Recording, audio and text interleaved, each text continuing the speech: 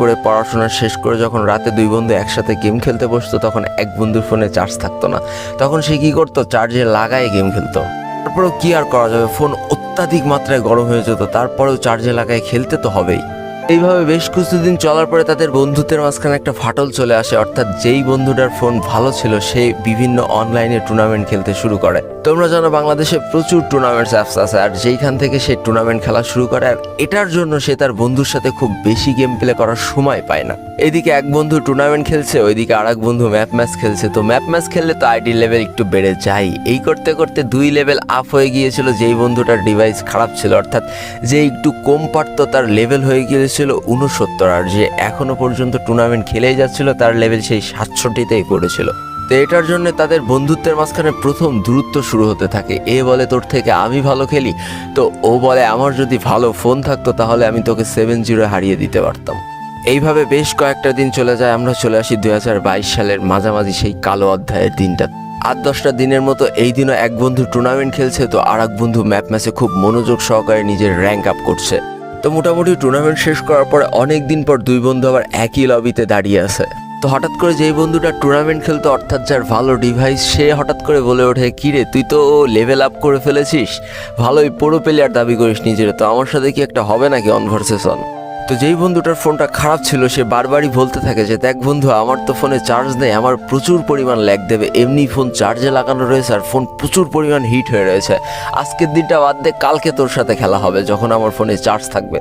তো যেই বন্ধুটার ফোন ভালো ছিল সে এক প্রকার নাসরবান্দার বিভিন্নভাবে তার বন্ধুকে অপমান করতে থাকে যে তুই কি আমার সাথে খেলতে ভয় পাস, তুই কি আমার সাথে খেলতে চাস না।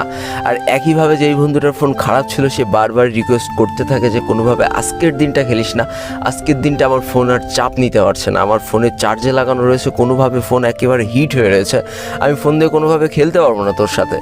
তো শেষমেশ কি আর করার, সেই নাসরবান্দা বন্ধুর অপমানের জ্বালা সহ্য না করতে পারে যেই বন্ধুটার ফোন খারাপ ছিল সে অবশেষে চ্যালেঞ্জ অ্যাকসেপ্ট করেই ফেলে এবং রাজি হয়ে যায় তার সাথে অন ভার্সেস অন একটা কাস্টম খেলার জন্য। তো যেই কথা সেই কাজ, হয় আজকে বন্ধুত্ব আরও গাঢ় হবে, নাই বন্ধুত্ব আজকে এইখানে শেষ হবে, তাও ওয়ান ভার্সেস অনে কেউ কারো ছাড় দিতে রাজি না। প্রথম ম্যাচে যেই বন্ধুটার ভালো ফোন ছিল সে জিততে পারলেও দ্বিতীয় ম্যাচ কিন্তু ঠিকই সেই যার নষ্ট ফোন সেই জিতেছিল। আর এই করতে করতে তাদের মধ্যকার স্কোর যখন 3-2 হয়ে যায়, তখন যেই বন্ধুটার নষ্ট ফোন ছিল সেই বন্ধুটা হঠাৎ করে দেখা যায় তার ক্যারেক্টার আস্তে করে কম্পিউটার হয়ে গিয়েছে। তো যেই বন্ধুটার ভালো ফোন ছিল সে তো অলরেডি 3-2 এগিয়েই গিয়েছে, সে অলরেডি নিশ্চিত হয়েই গিয়েছে যে তার বন্ধু তার সাথে কোনোভাবেই পারবে না, এবং সে হয়তো ভয়তে গেম ছেড়ে চলে গিয়েছে, তাই তার ক্যারেক্টার কম্পিউটার হয়ে গিয়েছে। এই চিন্তা ধারণা থেকে সে তার বন্ধুরা আরও বেশি করে পিটাতে থাকে আর চিন্তা করে যে স্ক্রিনশট নিয়ে কালকে সবাইকে দেখাবে আর বলবে যে আমার বন্ধু আমার থেকে কম পারলেও তার মুখের ফাপড় কিন্তু হেভি লেভেলের, সে সবার কাছে বলে বেড়ায় সেই সব থেকে ভালো প্লেয়ার। তো এই করতে করতে বেশ কয়েকটা রাউন্ড পার করে ফেললেও কোনোভাবে তার বন্ধু আর গেমে ব্যাক আসে না। এবার তো তার বন্ধু আরও নিশ্চিত হয়ে যায় যে তার বন্ধু হয়তো ভয়তে তল্পা গুটিয়ে পালিয়েছে, তাই সে গেম প্লে শেষ করে সে তার বন্ধুকে ইচ্ছা করে ফোন দেয়। কিন্তু দুঃখজনক বিষয়, বেশ কয়েকবার কল বাজার পরেও তার বন্ধুর কোনো সাড়া শব্দ পাওয়া যায় না।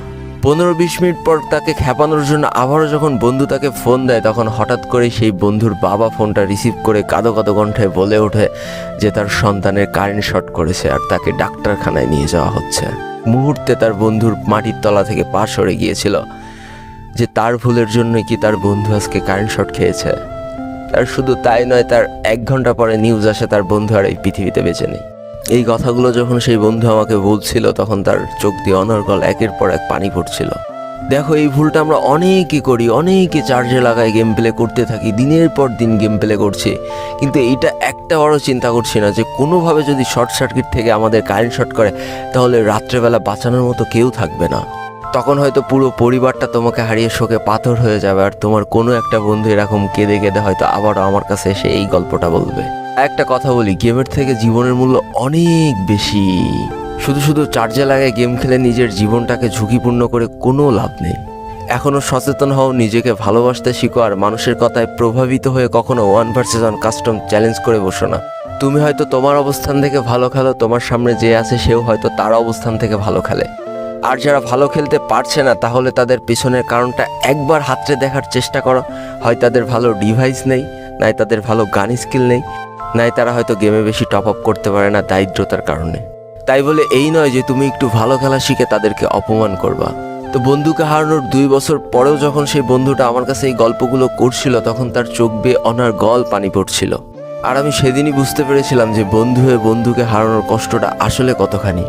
তো আজকের ভিডিওটা এই পর্যন্তই ছিল। ভিডিওটা ভালো লাগলে অবশ্যই একটা লাইক করে ফেলো, কমেন্ট করে দিও আর বন্ধুদের কাছে শেয়ার করে দিও। আজকে আমি বিদায় নিচ্ছি টুয়েপল গেমের পক্ষ থেকে। ততক্ষণ সবাই সুস্থ থেকো, ভালো থেকো, আর তোমাকে একটা যে মানুষগুলো ভালো আছে তাদেরকে অনেক ভালো রেখো।